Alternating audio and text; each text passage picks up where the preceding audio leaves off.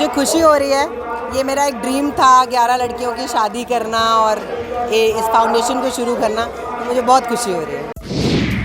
Rich sky foundation द्वारा रविवार को फिरोजाबाद में मक्खनपुर के पास न्यू देवता आइस कोल्ड स्टोरेज पर शादी समारोह का आयोजन किया गया, जिसमें 11 कन्याओं की शादी कराई गई। संस्था का उद्देश्य गरीब और ज़रूरतमंद कन्याओं की शादी कराना और महिलाओं के उत्थान के लिए कार्य करना है। रिच स्काई फाउंडेशन संस्था की स्थापना 8 फरवरी 2025 को हुई थी और दूसरे दिन ही संगठन ने 11 कन्याओं की शादी कराकर एक पुनीत कार्य किया है।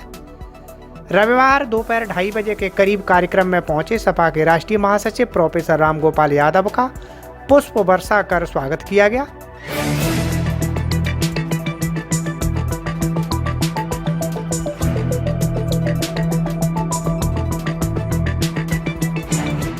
उन्होंने कहा कि मैं बधाई देना चाहता हूं उनको, जिनकी आज से जीवन की नई शुरुआत हो रही है। जो काम ये हो रहा है, गरीब लोगों की दुआएं जो हैं वो बहुत ताकतवर है, बहुत ताकतवर। जहाँ कोई दया और दबा काम नहीं करती है, वहाँ अनेकों बार दुआएं काम करती हैं और ये दुआएं कभी खाली नहीं जाती।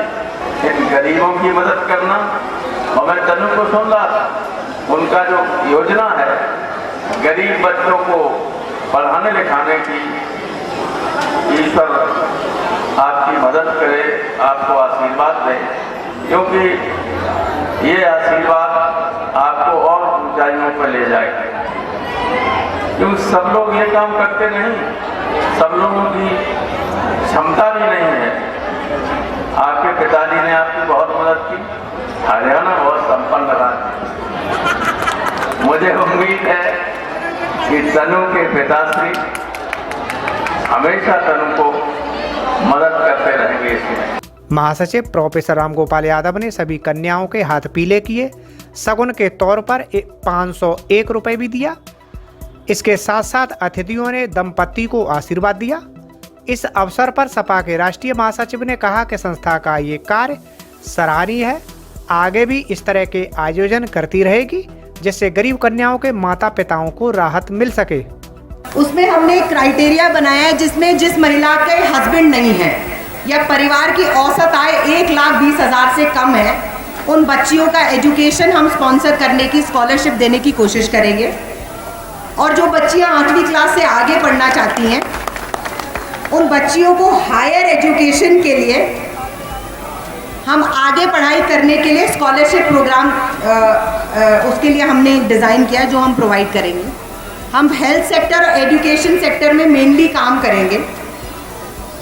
ये जो विवाह का कार्यक्रम है, ये हमने ये सोचकर रखा था कि जो आम एक सादा परिवार होता है या कोई भी परिवार होता है, उसमें लड़की की शादी एक सबसे बड़ी जिम्मेदारी मानते हैं वो। और इससे बेटर कोई प्लेटफॉर्म मुझे सूझा नहीं, और मुझे अक्षय भैया और रामगोपाल अंकल से अच्छे कोई लोग सूझे नहीं जिनको मैं यहाँ बुला सकती थी, क्योंकि मैं उन्हें ही जानती हूँ और वही मुझे सबसे अच्छा लगता है, इसलिए मैंने उन्हें बुलाया। और मैं आपको यहाँ इस मंच से एक राजनीतिक बात भी कहना चाहती हूँ कि मैं भारतीय युवा कांग्रेस की 3 बार राष्ट्रीय सचिव रही हूँ, और मेरे जितने भी साथी कुछ युवा कांग्रेस के भी हैं, जो हम सब ने जिनने मिलकर ये संस्था बनाई है। मैंने अंकल अपने पूरे जीवन में, अपने पूरे राजनीतिक जीवन में, और ये मैं ईमानदारी से बोल रही हूँ, मैंने आपके जितना सरल नेता कभी देखा ही नहीं अपनी ज़िंदगी।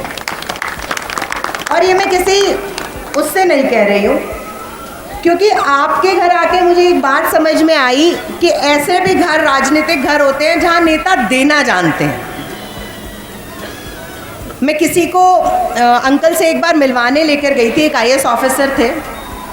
जब वो उनसे मिलकर निकले तो उन्होंने गाड़ी में बैठते ही मुझे सबसे पहले एक बात कही कि ये तो बहुत ही अच्छे लोग हैं। तो मैंने बोला, मैंने तो आपको पहले ही बोला था कि ये बहुत अच्छे लोग हैं।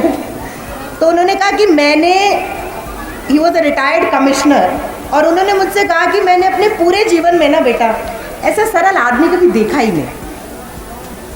और अक्षय भैया और ऋचा दीदी, वो भले ही यहाँ नहीं है, हालांकि मैंने बात की उनसे सुबह, जितना प्यार और साथ आप दोनों ने मेरा दिया है, मैं कुछ भी कर दूं कभी वापस नहीं कर सकती उसको।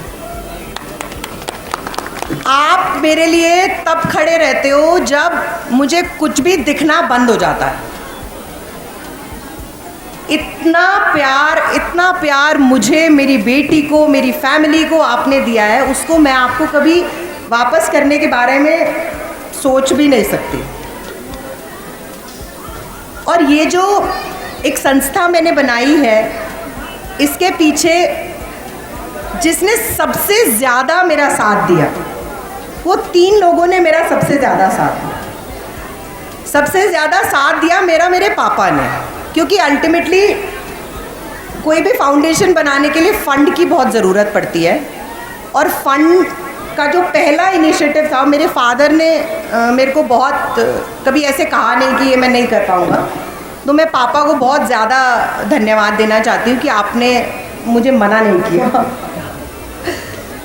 और उसके बाद जो मेरे हस्बैंड हैं, उन्होंने मुझे ये कहा ही नहीं एक बार भी कि ये तुम क्या करने जा रही हो, इसका कोई मतलब नहीं है, इसका कोई राजनीतिक उद्देश्य नहीं है, तो क्या करोगी करके।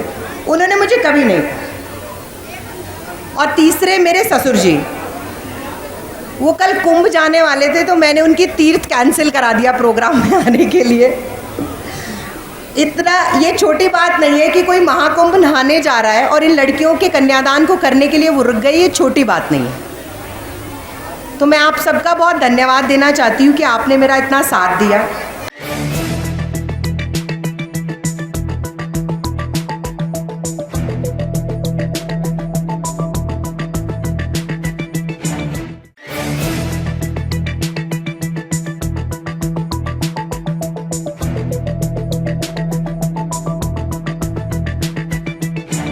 आज ये ऋचा फाउंडेशन की कल जो शुरुआत हुई थी, आप सभी उपस्थित थे। उसी फाउंडेशन के तहत आज 11 जोड़ाओं की शादी की गई। क्या क्या सामान? अब इसमें बेड है, 51 बर्तन है, बॉक्स है, प्रेस है, या भी जो भी अन्य सामान है, ड्रेसिंग टेबल है, जो सामान लगभग होते हैं वो सामान दिए गए। और इस पुनीत कार्य को हमारी पुत्रवधू और पुत्र ने जो किया, इसके लिए हमें बहुत हर्ष है कि अपने घर को चलाने के लिए तो लोग काम करते ही हैं, लेकिन दूसरे की मदद करी, इसके लिए हम बहुत खुश हैं कि ऐसे बच्चे हैं, संस्कारी बच्चे हैं, जिनने इस पुनीत कार्य को किया।